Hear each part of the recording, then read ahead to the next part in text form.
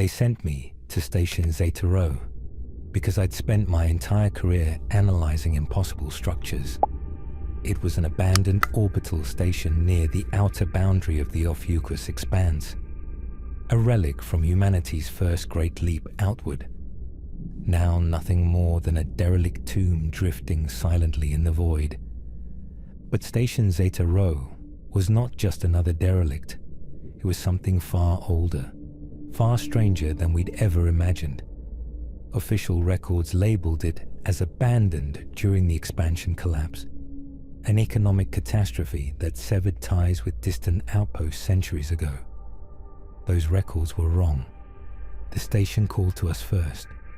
When my shuttle docked at the airlock, the exterior doors opened smoothly, like a mouth welcoming prey. Inside was a circular room, metal walls pristine, bearing no trace of age or decay. Opposite the airlock stood an open archway leading downward into darkness. The design matched nothing known. No human markers, no recognizable architecture. Just a spiral staircase of pale stone, as though carved from a single piece, descending in a flawless curve. I reported back that I'd found the access corridor. Mission Control asked for clarification. The schematics indicated no stairway, no lower decks. Yet here it stood, a seamless structure that should not exist. My curiosity overtook caution. I descended, counting the steps as I went. The first rotation was simple, exactly 66 steps around a flawless spiral, no markings or seams visible. I felt confident then, certain I was uncovering some lost secret from humanity's past. The second rotation felt subtly off. The steps began to tilt slightly, defying logic. Gravity shifted gently, pulling me downward with each movement. I checked my suit readings. Normal atmosphere, no radiation. Yet my heartbeat quickened. The walls seemed closer, pressing in just beyond my peripheral vision. By the fifth rotation, the entrance above vanished entirely, replaced by darkness stretching infinitely upward. I knew logically that I'd descended only a few minutes, but the chronometer claimed I'd been walking for hours. The shadows deepened, gathering around me like something tangible, watching. I tried climbing back, only to find the stairs above identical to those below. Direction meant nothing. Down became up, forward became back. The staircase ignored reality, twisting through dimensions that defied measurement. The deeper I descended, the stranger the stairs became.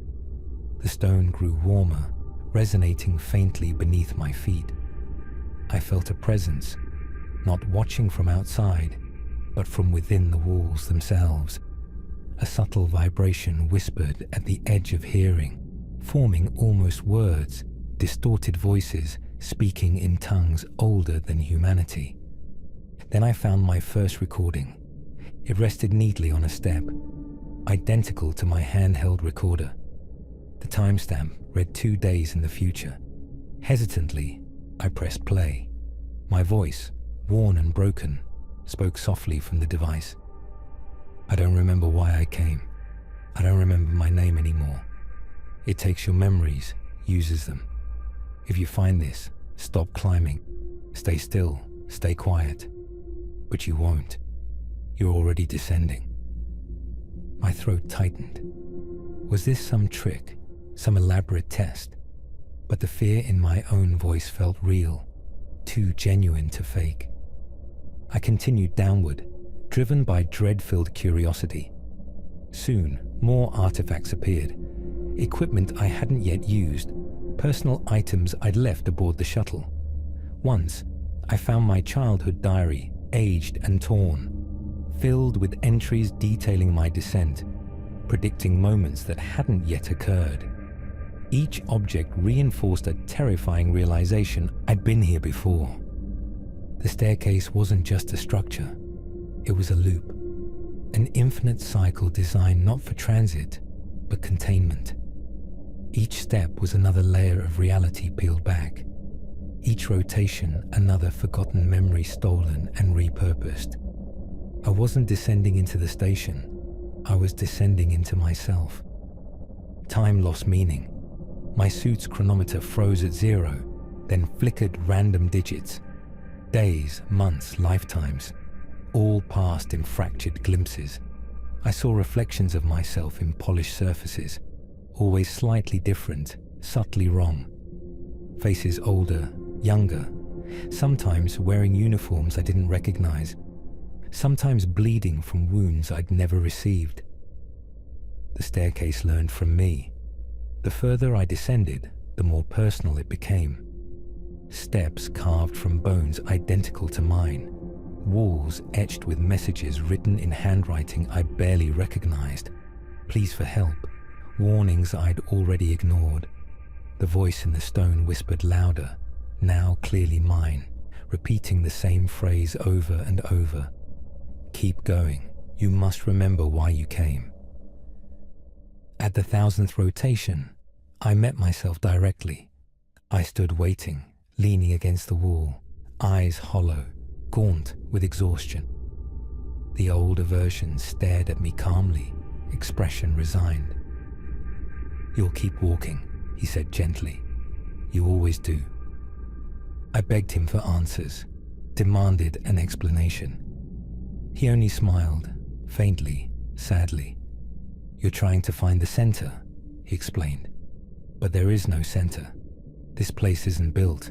It grows. We're the soil it uses. The staircase doesn't lead anywhere. It's made to trap you, to make you wander endlessly through your mind, harvesting memories you forgot you lost. How many times? I whispered. Countless, he said softly. And every time we try again, believing this time we'll escape, believing this time we'll remember enough. He dissolved slowly into darkness, leaving nothing but his shadow burned into the stone wall behind him. Yet still, I descended. Eventually, the walls themselves transformed, no longer stone, but memories made physical. Childhood moments crystallized into surfaces. Mistakes became railings. Regrets formed steps, sharp and painful underfoot. Joyful memories appeared as faint lights illuminating brief stretches of stairs before flickering out, consumed by shadows. My life was built into the structure, feeding it with every forgotten fragment of who I'd been. Then finally, impossibly, I reached the bottom. A single circular room greeted me. At its center stood an ancient machine of unknown purpose. Gears of polished obsidian, panels glowing faintly. Above it hovered a singular black sphere, infinitely dense, impossibly still. A gravitational anomaly, pulling everything inward, bending perception around it. A panel displayed a single phrase in glowing letters.